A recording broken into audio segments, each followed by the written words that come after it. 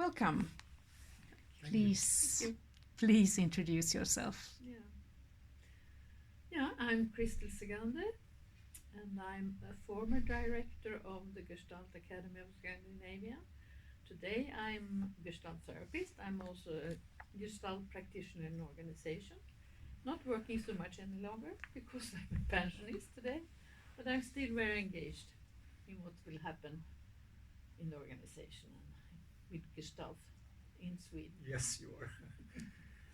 My name is Per Andersson, and I'm the present director of the institute. And I'm an organizational consultant from the beginning, and educated in the late 90s in Gestalt Academy of Scandinavia. That's us. Yeah, that's us for now. Yeah. And how is it? What's your perspective right now? Yeah, I'm happy that I may meet some new students. And I know that it has been a very downsized period. Yes. I counted 1 year ago, and then we were 21 students. And you cannot run an institute with 21. No. So we downsized everything. Yeah, the organization. Yeah. So it was very, very limited It was resources. almost not able to find you. Right. In physical terms. Right. I'm a tall person, but I think Yeah. it was almost impossible to find. Today we have started 2 new groups after the pandemic, and we are almost double at Yeah. least. And we will start 2 more groups, one in organization and one in therapy in August. And if we succeed, we are back. So Next, Next when autumn. we are at the conference in Madrid. right, then we are back. Then we are back on. So it has been a struggle, and at the same time we have had to question ourselves about everything. What is necessary actually to get more students and to help persons who are interested in Gestalt to get in contact with them. So we have made a new website, and we have made a lot of new formats to try to get out there to present us. Just to get to know what Gestalt is. Yes. So smaller courses. Yes. Yeah. Right. That's very good.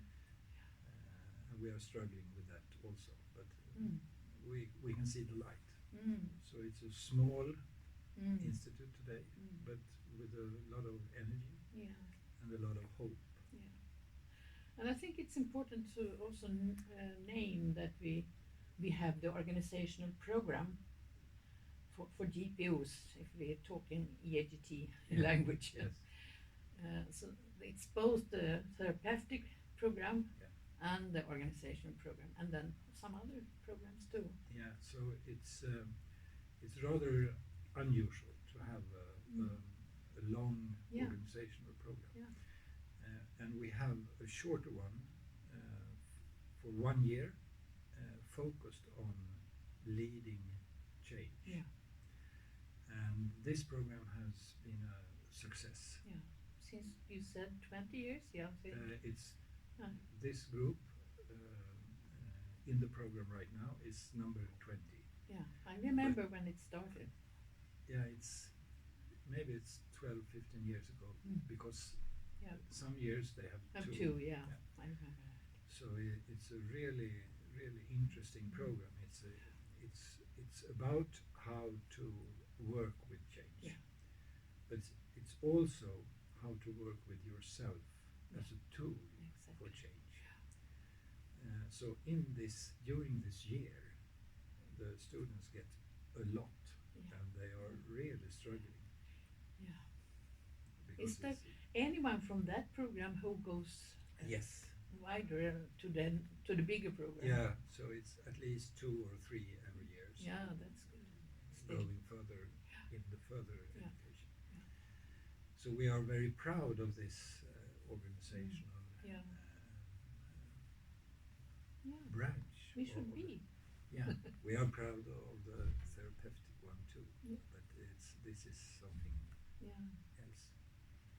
But how was it? For Yeah, you mean the history a Yeah. little bit? The history is that almost 50 years the Swedish, the Scandinavian Gestalt Academy has been really struggling with to be acknowledged as a psychotherapy program in society, but we are not acknowledged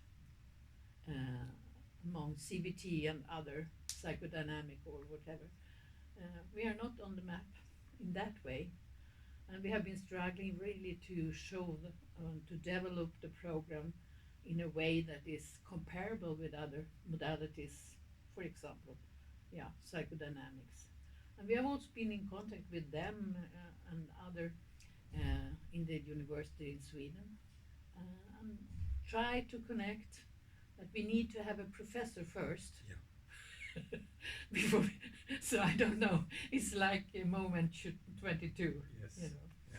So, but we had the collaboration with University of Derby in UK before for I think it was about 12 years or something like that, if I remember right. And that was a very good collaboration, but they was not allowed to continue. And that's why they left. We left them after many years. A very good collaboration. So we had a master's degree for many of our students. I'm one of them. Yes. I'm not. And I'm proud of that. It was very important for me for my own sake Yeah. to have the I possibility to show that I'm also able to make research and to make something out of what I've learned. So it was very good. So that we should try to find another collaboration partner. Yeah. We have a possibility in Norway, so we are trying to that get would be very closer nice. to the Norwegian Gestalt University. Yeah, and we have been very Yeah. near each other Yeah. in collaboration in other Yes. ways. So, Yeah. yeah, So that's a possibility for Yeah. us. that's interesting. But it's to try to convince the authorities, the government and the authorities, the health authorities about our modality. That's a dead end for us right now. Yeah. And that's a pity because it's a huge problem, not only in Sweden, with psychic unhealth among young people. Yeah. And they cannot find any help because the queues are huge Yeah. to the authorities and the health authorities, and we cannot contribute. We could do it if we could find with the authorities a way of get some support to do it.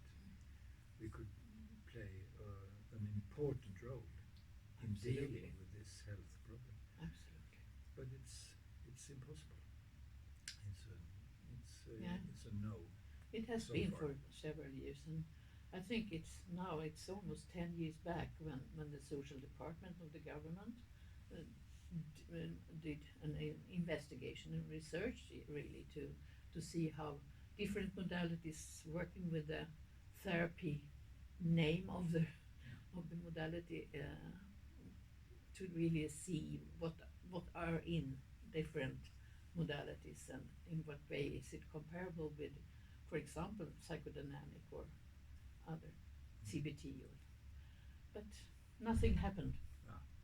We were there and they were so impressed of our program.